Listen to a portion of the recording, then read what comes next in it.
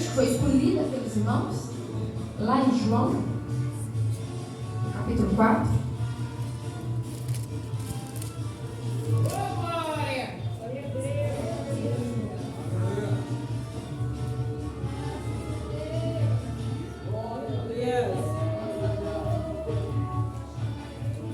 João capítulo 4.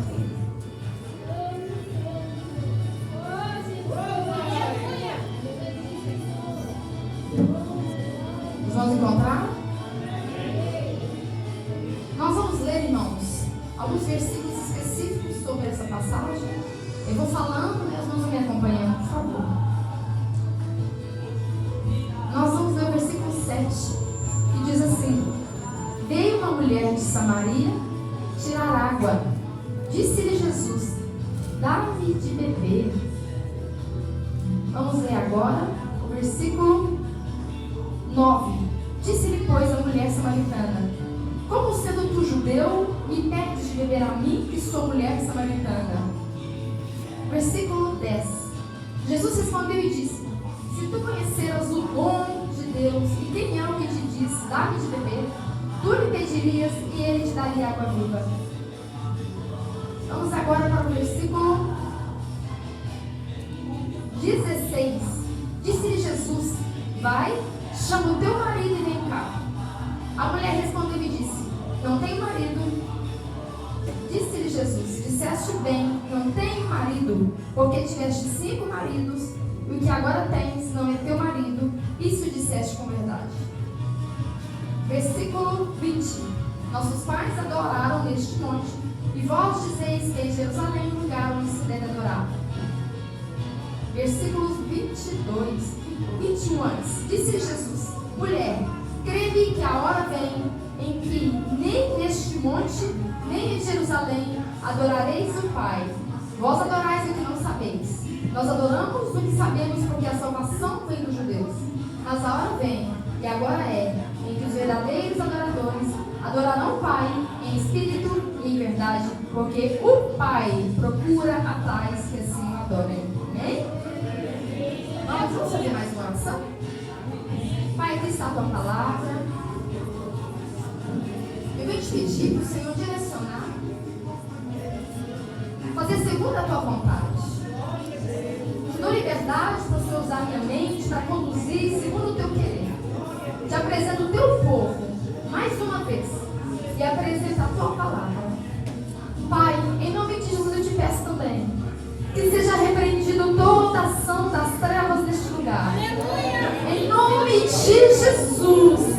Se entrou alguma entidade maligna aqui para roubar semente, para lançar sono, preocupação, na autoridade do nome de Jesus e como igreja, nós te ordenamos, bata em retirada deste ambiente, junte as suas tralhas, seus dados inflamados e bata em retirada agora na autoridade do nome de Jesus. Há poder no nome de Jesus para te repreender deste ambiente.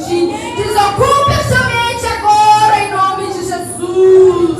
Vai ser que essa igreja com sangue de Jesus blinde este ambiente com sangue de Jesus. Bate as nossas vidas neste lugar e coloca anjos do Senhor ao redor dessa casa, dessa igreja, neste lugar, papai. Mas principalmente a tua presença. Espírito Santo, o Senhor já tem falado aqui. Eu já sinto a tua presença. Continue conosco, conduzindo a tua palavra em nome de Jesus.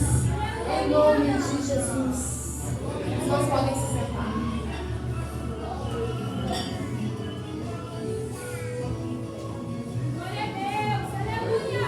Meus irmãos, meditando nessa palavra, o Senhor me levou a analisar esse contexto, essa história e retirar 6 processos que um crente ele deveria viver quando ele aceita Jesus. Obrigada. Preste bastante atenção, porque eu acho que isso vai te ajudar muito a entender algumas questões que você tem vivido depois que você aceitou Jesus. Então, eu consegui encontrar pelo menos 6 processos que um crente ele deve viver depois que ele aceita Jesus. Eu quero que você preste atenção para você saber se você está em qual processo. Se é no primeiro, terceiro, quarto ou no sexto. Eu vou dar uma pincelada no sexto, que é o último, sobre algo que aconteceu aqui. Às vezes eu fico meditando para ver se Deus confirma a palavra. Se vocês observaram, praticamente todos os louvores que vocês cantaram tinha a palavra adoração. Aleluia! Quase todos. Te louvarei, não importa as circunstâncias. Tem um louvor que eu não conheço, mas eu sei que vocês louvaram quase todos ou todos, praticamente. Vocês citaram a palavra adoração. Irmãos, não sei se vocês sabem, mas eu fui criada na igreja desde que eu nasci. E na adolescência eu comecei a ter muita dúvida sobre qual o propósito que Deus havia me guiado. Eu comecei a perguntar para meus professores. E eles não conseguiram me explicar totalmente. Hoje, quando eu digo hoje, nos últimos anos, estudando mais a palavra, que eu fui entender. O adolescente, ele tem muita dúvida. Para que ele veio, para onde ele vai, o que será da vida dele. E eu perguntava, para que eu fui criada? E a resposta que me dava é para louvar o Senhor. Aleluia! Eu ficava assim, eu não gostei dessa resposta, que eu falei, então é muito chato, porque tem dia que eu não estou a fim de louvar. Eu sou a única, irmãos. Ele vai ser muito difícil. Eu tinha uns 13, 14 anos. Eu falei, não, eu não vou dar conta. Porque eu mais tenho, geralmente, a adolescência a gente tem muita crise, né? Existencial, muita emoção desregulada. E eu falava, então eu não vou dar conta.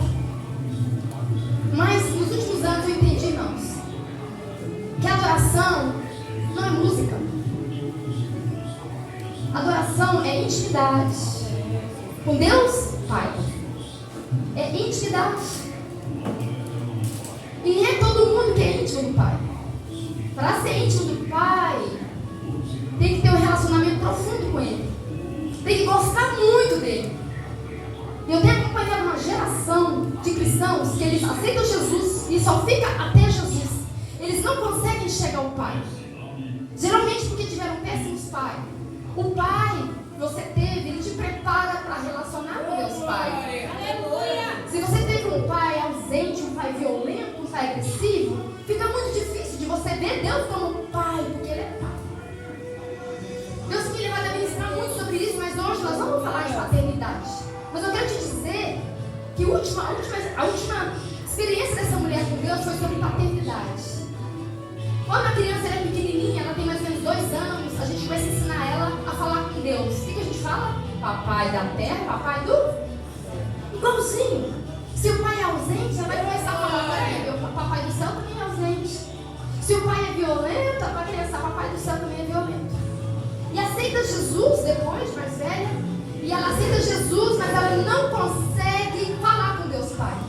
Eu já atendi pessoas que ela fala, eu nunca pronunciei a palavra Pai. Meu pai foi tão mal, tão cruel, que eu não consigo falar Pai. São pessoas que relacionam com o Evangelho pelas metades. É o Evangelho que só fica na mente, não desce pro coração. Então não tem intimidade com Deus, não tem. Tem que pedir alguém para orar por ele, porque ele não se sente filho de Deus Pai. Ele se sente empregado da igreja, servo de Deus, menos filho. E Jesus, quando vem, ele fala para os discípulos, eu vim para que vocês tenham intimidade com o Pai que Adão perdeu. Eu vim para isso. Se você aceitou Jesus e não consegue relacionar com Deus Pai, não tem coragem de chegar na presença de Deus Pai, não sabe orar a Deus Pai, você precisa de ajuda. Porque isto é cristianismo. Amém? Mas esse vai ser o nosso último tópico. Vamos começar pelo começo, para você entender onde você se perdeu. Amém? Essa história é muito conhecida. Eu não vou pregar os detalhes dela, porque ela é muito conhecida, mas eu quero tirar elementos dessa história. Eu quero começar falando desse processo que essa mulher vivia diariamente de ir buscar água no poço. Carregar essa água, não sei se era na cabeça, não sei se era nos ombros, se era nos braços, mas eu já carreguei água. Eu morei em fazenda, já morei em lugar muito difícil antigamente. Quem aqui já carregou água, irmão? Balde de água. No começo é leve. Depois de 2, 3, 4, 5 minutos, aquilo pesa demais. Pensa fazer isso todos os dias. Dependendo da região, do mundo, as mulheres, elas sempre faziam esse trabalho. Na África, muitas mulheres, a maioria delas, dependendo da tribo, elas fazem esse serviço pesado de transportar água. Meus irmãos, rotineiramente é muito cansativo. E eu já vou começar trazendo para os dias de hoje. Às vezes vemos rotinas diárias de carregar algo todos os dias. E às vezes é muito pesado carregar uma família nas costas todos os dias. Às vezes é muito pesado ser mãe todos os dias. Às vezes é muito pesado ser pai diariamente. Às vezes é muito pesado sustentar a família todos os dias. Às vezes é pesado ser aquela esposa virtuosa todo dia. Tem dia que tá uma mulher tola, a gente não dá conta às vezes. Às vezes é pesado ser líder da igreja todos os dias.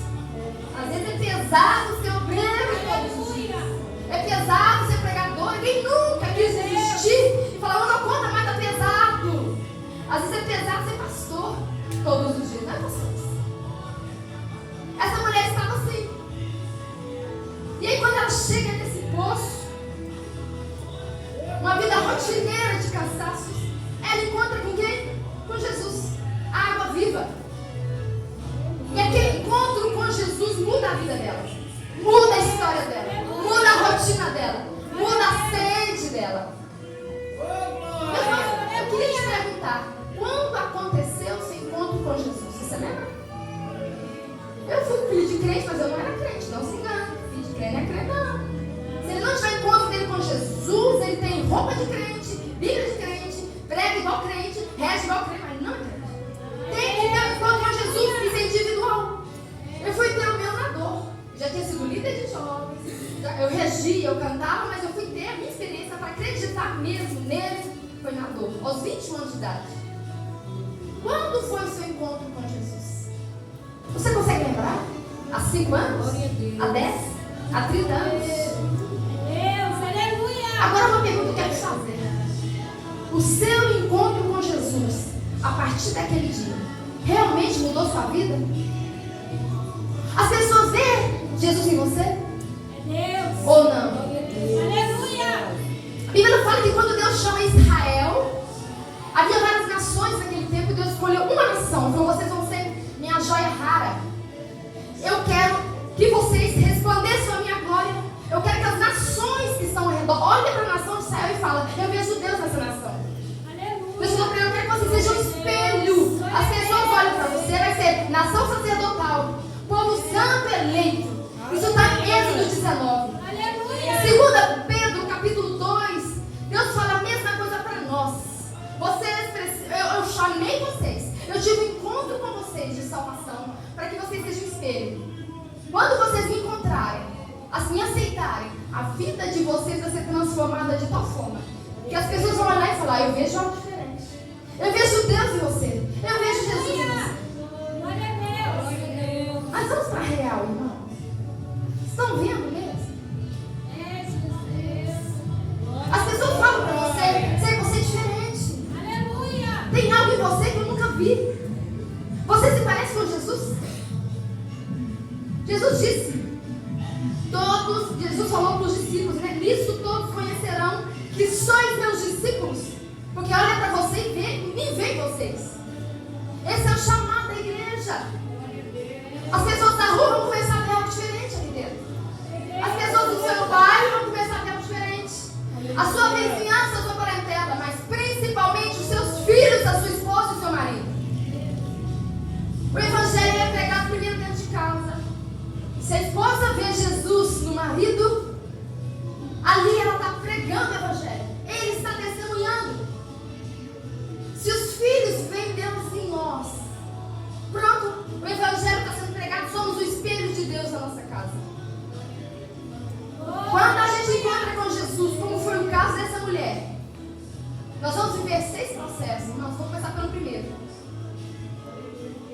Meus irmãos, a Bíblia fala em 1 Tessalonicenses, capítulo 5, que nosso espírito, a nossa alma e nosso corpo sejam plenamente conservados e irrepreensíveis para a vida de Jesus.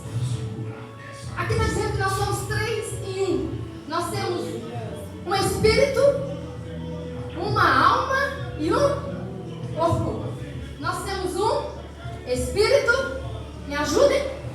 Alma e um corpo. Você sabia disso? O corpo é esse boneco. E cada um tem um mais moreninho, mais branquinho. Graças a essas crianças, né? Glória a Deus. Aleluia.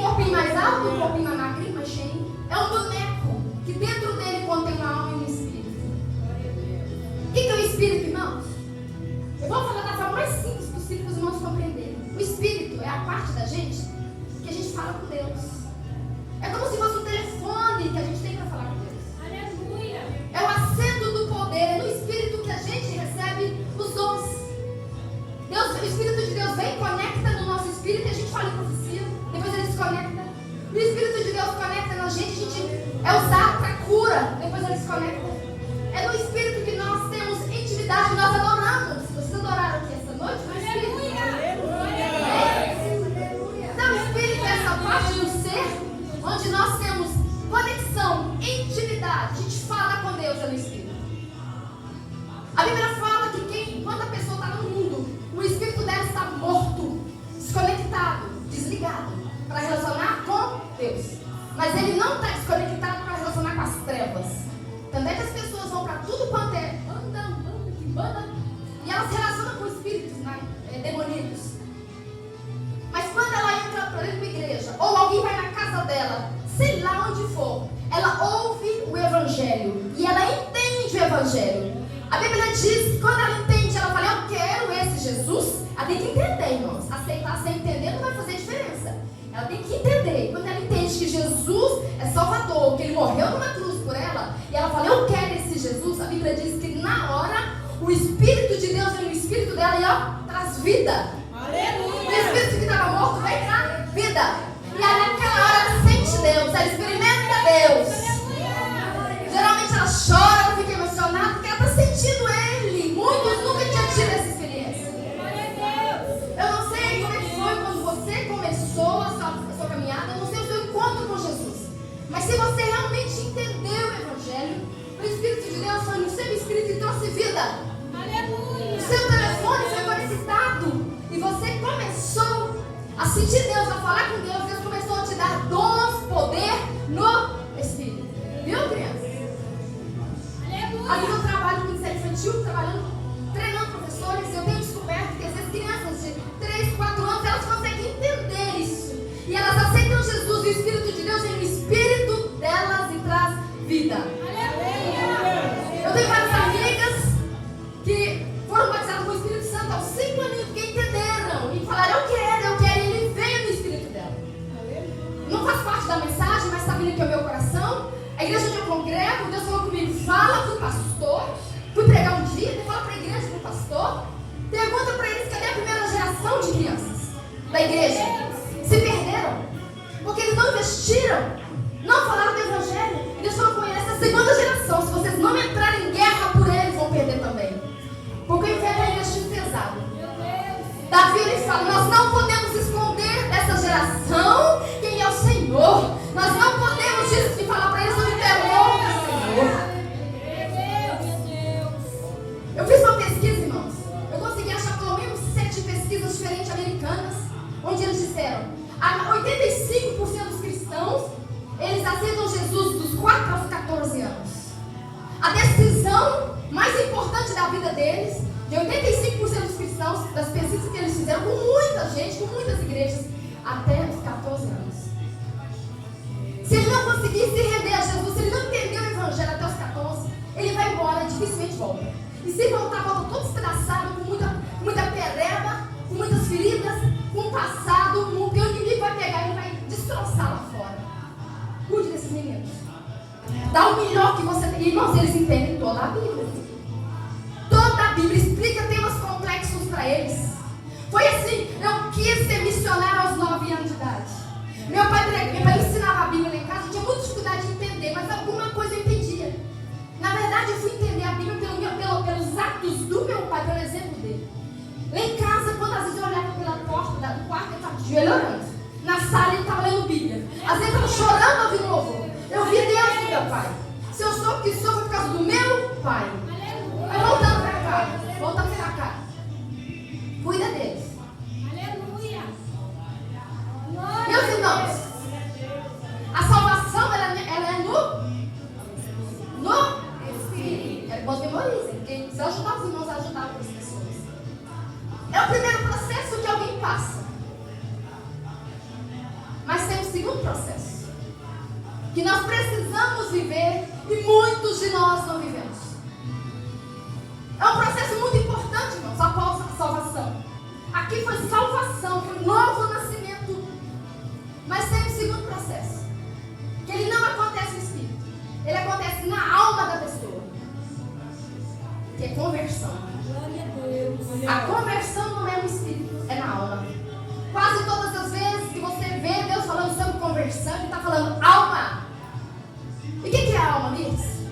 A alma é a sede dos pensamentos, dos sentimentos e dos desejos.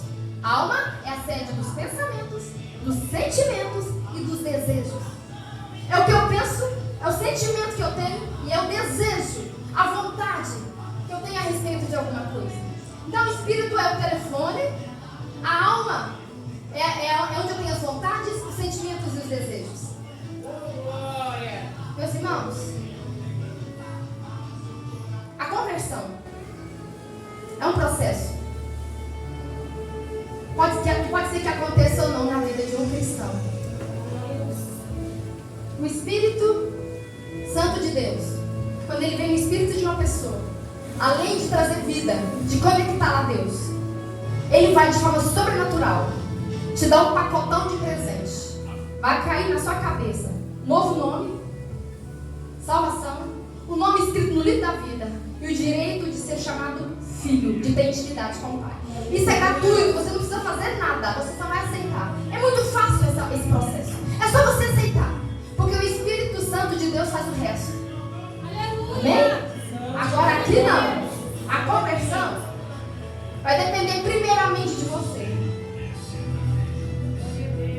Nascer de novo é a regeneração do Espírito. Conversão é a regeneração da alma. O novo nascimento é a porta do reino de Deus. A conversão é da alma. Aleluia. Você pode ser salvo no Espírito, mas a sua alma está totalmente desviada. Pensa nisso, irmão.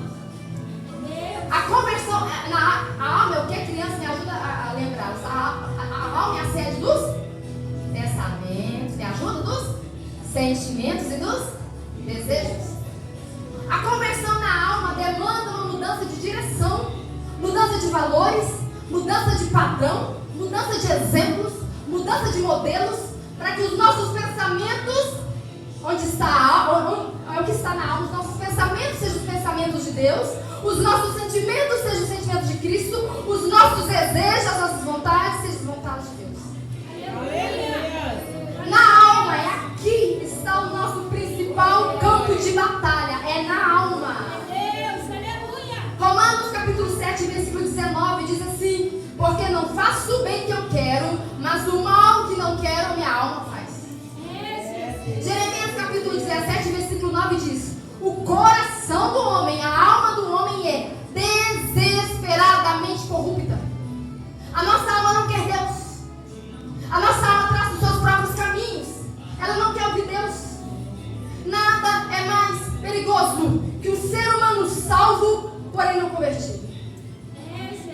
A pessoa sabe que nasceu de novo. Aqui, ó, nasceu de novo no Espírito. Mas ela continua, irmãos, pensando com a velha mente. Os pensamentos mundanos continuam. Ela continua, os velhos hábitos mundanos ela domina. As atitudes mundanas não mudaram. Os raciocínios errados mundanos continuam. As convicções negativas permanecem. Os pensamentos malignos ainda afetam. Os sentimentos de amargura, inveja, ódio, corrupção, rebeldia, murmuração ainda continuam. Ela luta com desejos descontrolados. A pornografia continua. A cobiça permanece. Mas é salva. Não se sabe quanto tempo. O Espírito Santo vai contender com essa carnalidade, mas ela é salva.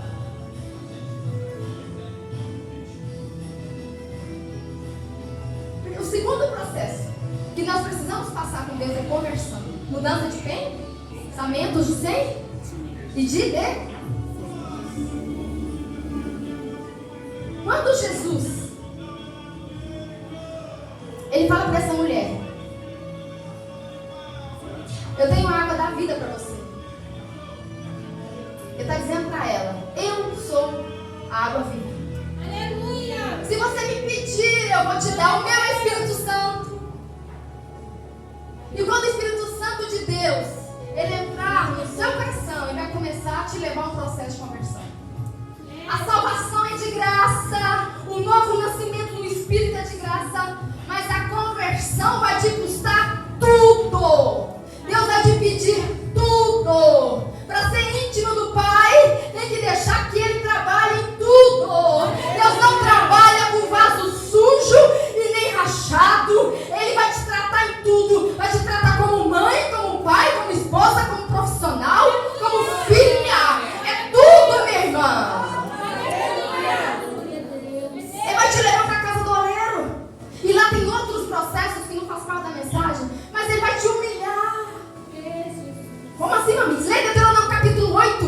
Deus falou para Israel: eu te humilhei. Lê lá: eu te humilhei. Eu te coloquei nesse deserto. Eu te deixei ter fome para que você soubesse o que está no teu coração que você não sabe. Eu te tirei lá do mundo, te tirei do Egito, mas o Egito não sai de você. O mundo não sai de você. Eu te coloquei no deserto para tirar esse mundo de você. Deserto é lugar de solidão, lugar de escassez, lugar que a gente revela quem a gente é e até a gente assusta. O pastor vai visitar a gente: olha, pastor, eu não sou isso aqui não. É porque você não se conhece. Deus já te conhece, irmãos. Antes eu falava: ai, Deus está me provando para me conhecer. Ele já conhece a gente. Antes da gente nascer. Você não se conhece. Quer conhecer o caráter de alguém? Quer conhecer a alma de alguém? Vai na casa dela quando o problema chega. Chegou o desemprego, ela falou: não vai na tua casa mais não canto mais, eu não adoro mais. Quando a irmã cantou, eu falei: meu Deus, é isso aí. Te louvarei, não importa a circunstância, será? Alguém disse na internet, achei muito interessante, tem um momento que a gente vai mente no culto, é a hora do louvor. A gente canta sem pensar. A gente está falando para Ele. Então, eu não canto em paz, porque eu falo: não dou conta, eu nem vou cantar. Quer conhecer o caráter de alguém? Vai na casa dele quando o câncer chega, a doença chega. Ele vai ser revelado. Se for íntimo do Pai, Ele fala: olha, ainda que tu me mates, em ti eu confiarei. Mas se não for íntimo, Ele não dá conta. Já está pedindo a carteirinha de membro. Não dá conta. Se ele for filho, o pastor tira o cargo, ele fica, porque ele sabe que aqui é a casa do Pai dele. Mas se não for íntimo, vai embora, porque ele acha que ele é empregado. Há uma diferença entre servo e filho. Quando os discípulos falam para Jesus: como é que a gente adora a Deus? Ele só fala: Pai. É Pai, eu vim trazer intimidade. Eles estavam acostumados a falar: Senhor, grandioso, poderoso. Minha avó orava assim na igreja, eu achava tão difícil. Então eu não conseguia falar essas palavras: grandioso, poderoso. Jesus falou: não é assim não. É só falar: Pai, a intimidade, eu vim para isso. Jesus, ele se prepara 30 anos para começar o ministério dele. 30 anos, cerca de 30 anos. E quando ele começa, ele vai lá no Rio Jordão ser batizado. Quando ele está sendo batizado, a Bíblia fala que o Espírito de Deus vem. E o Pai lá do céu fala: este é o meu Filho amado, em quem me comprazo. O Pai não falou: este é o Salvador primeiro, não. O Pai não falou: este é o Messias, este é o grande profeta. Não, ele falou: este é o profeta. Então ele disse: antes de ser missionário, antes de ser Salvador, antes de ser Messias, ele é o meu Filho. Ele afirmou a identidade dele, meus irmãos. Intimidade é para filho, não é para qualquer um, não. A intimidade é para poucos. Seja esse pouco, Deus está te chamando. Eu fiquei muito confusa. Eu falei: Deus, eu vou falar só a mensagem é falar só da água. Eu falei: vou falar sobre adoração. Até separei um louvor. E vocês cantaram sobre adoração. Adoração é intimidade. A gente adora cantando, a gente adora pregando, a gente adora orando. Mas a palavra adoração significa intimidade com Deus. Deus está te chamando para mudar de lugar de religioso para espiritual. Religioso parece que é crente por fora, mas por dentro é um sepulcro caiado. A alma está aos pedaços com mau cheiro. Cristianismo é intimidade, é mudança de alma, mudança de vida. É um tempo que você não vai cansar mais de carregar água. Deus está te chamando para intimidade, porque nada vai te pesar mais. O fardo é leve, o jugo é suave. Se está tudo pesado na sua vida, dá uma olhada se você é filho sincero.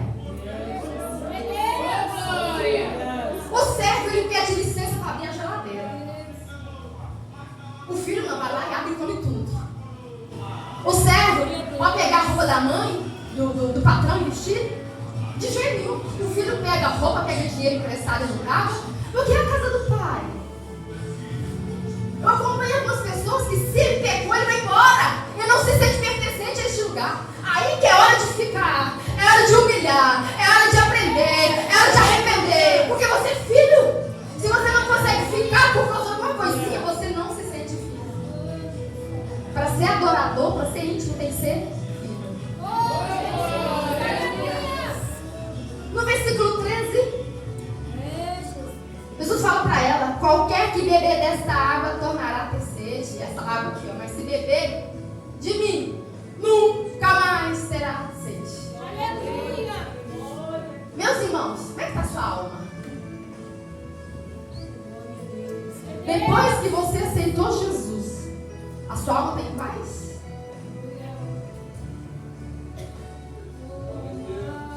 A igreja preencheu o vazio da sua alma? Houve realmente uma mudança de alma? Isso é conversão. E ela é um processo, tá? Hoje, amanhã, daqui 5 anos, 10 anos, 15, 20 anos. Meus irmãos, a igreja é um grande captador de pessoas em crise. Irmãos, para alguém entrar naquela porta de igreja, ela está mal. O povo do mundo vai entrar por aquela porta. Nós não somos bem vistos pela sociedade. Alguns acham que somos caretas, somos loucos, fanáticos. Mas para alguém que nos vê dessa forma, para entrar ali, nessa porta, é porque a alma dele está em crise. A maioria das pessoas que procuram a igreja vem em um momento de crise. E a gente pensa que na igreja todo mundo é saudável. Aqui é um hospital, irmãos. E às vezes o irmão que está do seu lado está pior do que você. Se a gente for ofendido por ele, a gente não, né? Acabou, não vem aqui mais. Mas você sabe como é que está a alma dele? Às vezes por fora a gente usa máscaras, mas por dentro a alma está aos pedaços. Eu vi uma pesquisa de alguém dizendo, a Jocum, ela estuda muito a sociedade, ela diz que 80% das pessoas que têm chegado às igrejas necessitam ir para uma UTI da alma. Eu trabalho na área, irmãs, de cura de alma, de curar da alma das pessoas. E olha, tem gente que eu falo, meu Deus, será que eu vou dar conta de fazer isso por muito tempo? Só que o fardo é leve, o jugo é suave. Mas eu sou humana e às vezes eu falo, meu Deus. Porque eu tenho que atender qualquer pessoa. Se for um assassino, eu tenho que atender. Se for um abusador, eu tenho que atender. Mas se for assim, você tem que atender eles. Porque Deus falou para mim, olha com os meus olhos, não olha com os seus. Eu não julgo dessa forma que você julga. As pessoas chegam na igreja, irmãos, com problemas graves. Eu fui ministrar em Ibiá, um trabalho de mulheres também, Rosa. Fizeram um apelo, as irmãs vieram à frente. E aí eu senti de orar por algumas. E aí elas terminou a oração, elas foram embora. Ficou uma delas. Ela recebeu a oração, mas ela não quis voltar. E eu voltei para o púlpito, depois eu fiquei olhando para ela e disse, volta lá de novo, e faz uma oração diferente. E eu comecei a orar, repreendendo o espírito de morte. Orei nas pernas dela para Deus quebrar as correntes. Mas fui orando, repreendendo. Aí eu vi que ela aliviou. E fui embora para a casa do pastor. A esposa do pastor falou, sabe aquela irmã que você orou para ela 2 vezes? Ela acabou de fechar um terreno de umbanda. O marido está na cama, desenganado. O filho fugiu da cidade. E ela na depressão profunda, porque a conta chegou para ela. São assim que as pessoas chegam. Com uma alma cheia de alianças com as trevas, às vezes. As pessoas chegam com marcas e cicatrizes. Porque matou alguém. Eu estou indo para o lado mais pesado, mas tem coisa mais leve. Às vezes vem com uma cicatriz de um aborto. Atendendo uma jovem um dia desse, ela falou, isso para mim não tem perdão, eu sou católica, mas eu descobri, o católico fala que não tem perdão para mim. Eu carrego, quem não consegue se perdoar, quem tem culpa, ele tem uma âncora que paralisa ele, vai para frente e só fica pensando lá atrás. E são pessoas assim que chegam à igreja, não se engane. As pessoas chegam às vezes com traumas, às vezes fulminantes. Traumas de infância, que você fala, meu Deus, como ela suportou chegar até aqui? Tem traumas, irmãos, que se não for Deus, a psicologia, a ciência não dá conta. Às vezes um abuso, um abandono, a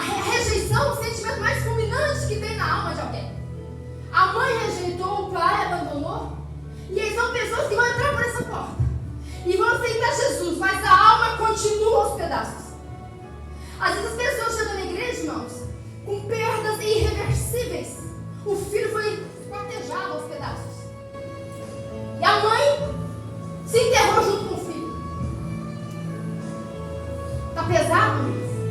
Chego com famílias que também estão aos pedaços. E ela chega assim na igreja. E ela se sente explorada, abandonada, traída, frustrada, desprotegida, machucada, amaldiçoada, rejeitada. Pessoas deformadas na alma, com a alma cansada, aflita, desesperada, esburacada. As maiores tentações, elas não vêm de fora, elas vêm da nossa alma. E se a sua alma não foi transformada, vai ser muito difícil permanecer na presença do Senhor. Davi, ele venceu gigante, urso, leão. Ele venceu grandes exércitos. Mas quando ele olhou para dentro da alma dele, lá tinha gigantes que eles conheciam. Tinha cobiça, tinha desejo de adultério, de homicídio. O seu maior inimigo está dentro de você, da sua alma. E ela precisa passar por um processo de conversão. Tem que ter mudança de pensamentos, de sentimentos e de desejos. O livro de Josué, ele fala sobre a conquista de uma terra, terra de Canaã. No Novo Testamento você vê Jesus falando: uma semente caiu em terra boa, outra semente caiu em uma terra cheia de espinhos, outra semente caiu, os passarinhos, eles devoraram a semente. Jesus está falando de alma. A semente cai na nossa alma. Josué, quando ele começa a conquistar a terra, ele está conquistando, ali é simbólico para nós. Canaã significa vida e abundância que Deus tem para cada um de nós. Uma alma livre, uma alma conquistada. A tua alma foi conquistada por Jesus. O Espírito Santo de Deus, ele pode andar na sua alma. Canaã tinha fortalezas, Canaã tinha muralhas, Canaã tinha gigantes. O que tem na tua alma? Tem muralha aí? Tem sótão? O que tem na tua alma? Coisa que você nunca falou para ninguém. Deus habita nos louvores, demônios habitam em feridas, segredos que nunca teve coragem de confessar para ninguém. Mesmo essa gente, eu aprendi que quando aceita Jesus, Deus não lembra do passado, Ele não lembra, mas você lembra e os demônios lembram.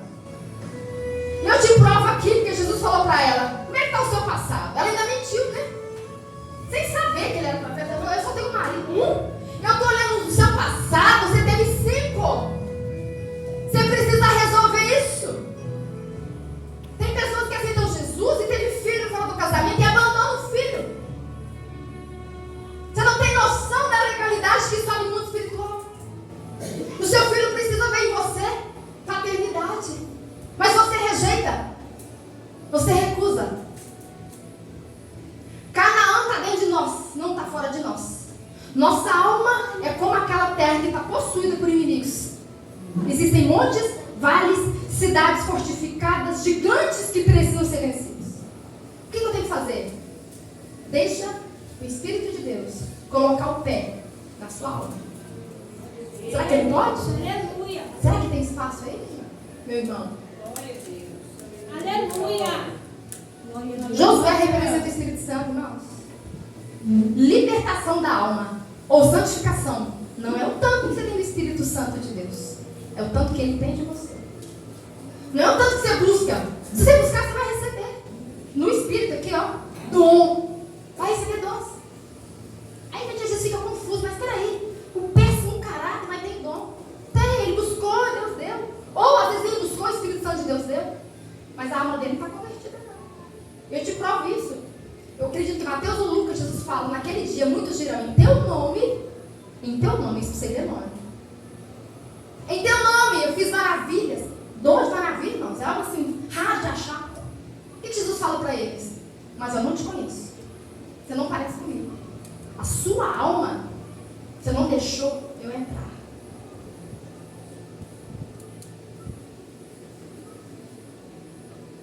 Libertação ou santificação não é o tanto que temos do Espírito Santo, é o tempo que Ele tem de nós, o tanto que Ele entra na nossa alma. A grande chave, irmãos, não é sair por aí guerreando, lutando com o demônio, mas é isso aqui, ó. É ser forte e ter coragem para meditar na palavra de Deus diariamente. É isso aqui que transforma. Pastor Juninho começou a falar comigo sobre isso na casa. Eu falei: a mensagem de hoje é essa. Se quiser olhar meu sermão, é exatamente isso. Ele começou a pregar minha pregação lá na casa. À medida que a palavra de Deus vai entrando, nós vamos ser transformados na alma e experimentamos uma vida abundante. À medida que a mensagem vai entrando, nós vamos nos transformando à imagem e semelhança de Deus. Aleluia. Muitos de nós, a gente faz tudo que a religião pede. Saia de crente, cabelo de crente, Bíblia de crente. Mas estamos igual aquela mulher. Nunca bebemos verdadeiramente da água. A gente não sabe o que é Jesus, da água viva. A água viva que modifica. Oh, Jesus, Quando a gente não bebe dessa água, nós vamos continuar secos e infrutíferos. Nós já estamos caminhando para o final. O primeiro processo é o quê? Salvar. É no Espírito. O segundo processo é conversão. É na. Terceiro processo eu não pontuei, mas vocês já viram. Terceiro processo é confissão. Eu tenho coragem de falar, eu já tive vários, eu nunca resolvi. Eu abortei, eu nunca confessei. Eu fui tocada, vou falando uma linguagem assim diferente, por causa das crianças, eu fui tocada como não devia e eu guardei. Os demônios alimentam dessas feridas. Você precisa liberar essa pessoa. Segundo, terceiro processo é confissão. Nós assembleianos não temos muito hábito de confessar. E quando a gente confessa o varejo, né? O varejo não atacar? Me ajuda aí. A gente fala, Senhor, perdoa todos os meus pecados. Nós temos que nominar, irmãos. Tem pecado que a gente precisa confessar, porque tem outras pessoas envolvidas. Você diz, pastor, eu adulterei, nunca confessei. A sua casa pode estar sofrendo por causa do pecado oculto. Quantos pais, às vezes, você senta e eles falam, isso nunca contei pra ninguém. Meus filhos foram criados no evangelho, mas estão tudo lá no mundo.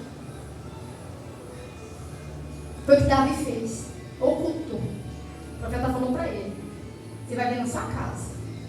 A espada nunca vai sair de lá. E nem a promiscuidade. Pesada, irmãos. Terceiro processo é confissão. Eu te convido. Se você tem algo aí que está escondido, que você não tem coragem, procure seu líder. Fala, eu preciso confessar. Quarto processo. Arrependimento. Meus irmãos, arrependimento não é simplesmente a gente chorar. Não se impressione com lágrimas, viu? Chorar é muito fácil. Arrependimento tem processo. Muda a mente, a alma dela muda. Você reconhece na sua mente, eu errei. Depois, o que você faz? Você sente uma tristeza profunda. Você tem que ter vergonha de Deus. E o último processo do arrependimento. Você dá meia volta e fala, aqui, nunca mais. Esse pecado, nunca mais. Tem arrependimento que ele é fingido. Arrependimento verdadeiro, quem fala, tem frutos. Todo mundo começa a ver. Opa, mudou mesmo. Em casa, parece com Jesus. Um amor muito grande. Houve uma transformação. Arrependimento é transformação, é mudança. Judas, quando traiu Jesus, ele não se arrependeu. Ele reconheceu o erro dele. Ele sentiu culpa, mas não arrependeu. Poderia ter arrependido. Pedro também negou a Jesus. Os dois, no mesmo período, no mesmo tempo, eles pecaram contra Jesus. Pedro, irmão, sente culpa, mas ele arrepende. Ele reconhece o erro. Ele chora pelo seu pecado, ele volta para Jesus. Pecou? Confessa, deixa e volta para Jesus. Aleluia! Eu não sei se você veio buscar poder, mas o meu chamado não é isso. Eu até gostaria, por anos, eu falei, Deus, por que eu não prego e batismo no Espírito Santo?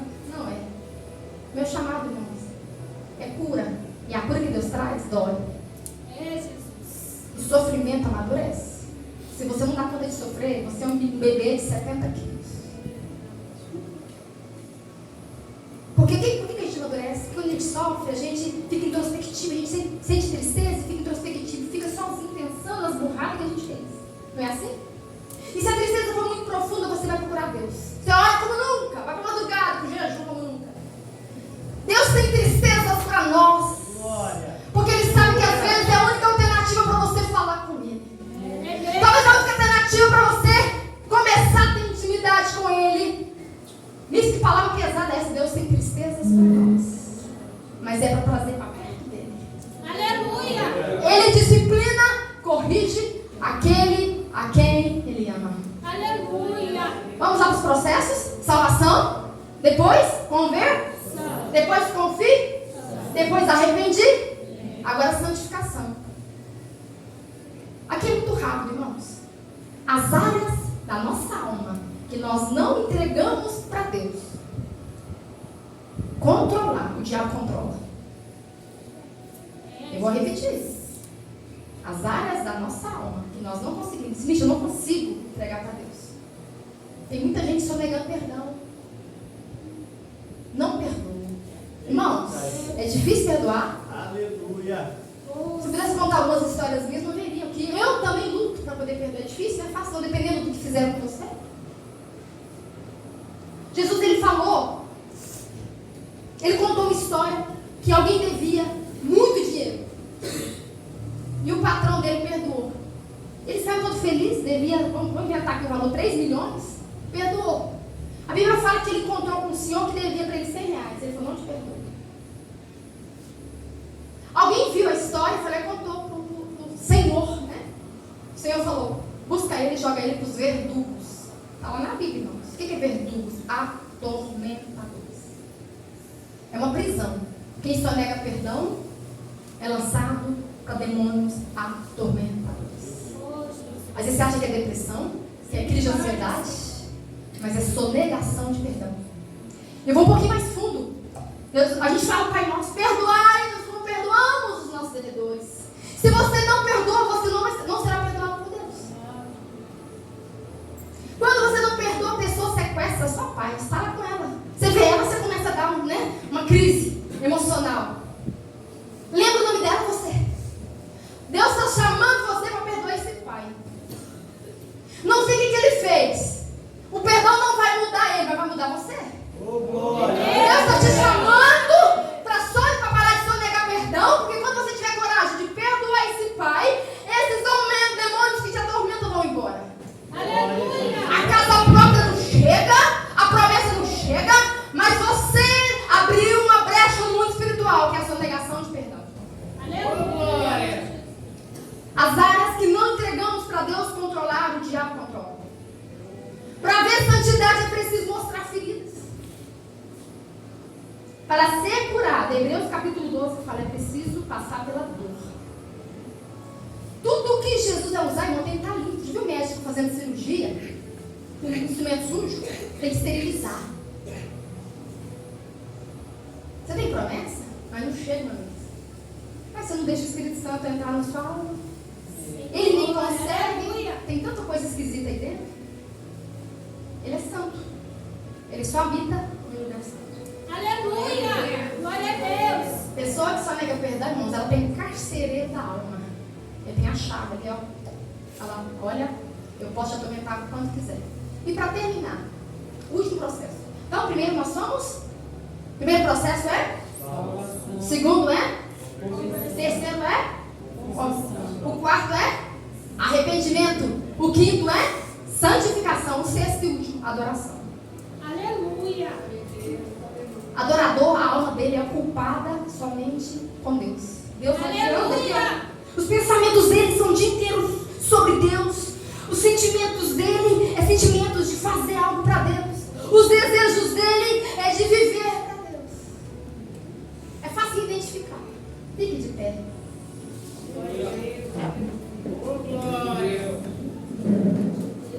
Aleluia. Isaías capítulo 1, versículo 11 diz que Deus rejeita a adoração da igreja se a vida dos adoradores não estiver em certas com Deus. Isaías capítulo 1, Deus fala para Israel, eu não estou recebendo esse culto. Esse louvor, se você meditar, Deus chega e fala, eu estou passando mal nesse culto. Quando eu li isso, pastor, eu fui pregar na igreja. Não que Deus está falando para vocês, não. Eu vi Deus aqui nesse ambiente. Aleluia. Quem deixa a gente trabalhar, irmão, eu falo, meu Deus do céu, misericórdia. Só opressão. Mas a adoração, a adoradora é individual. Assim é que Deus vem, que Ele chegue. Mas Ele fala, eu não estou recebendo esse louvor, essa oração.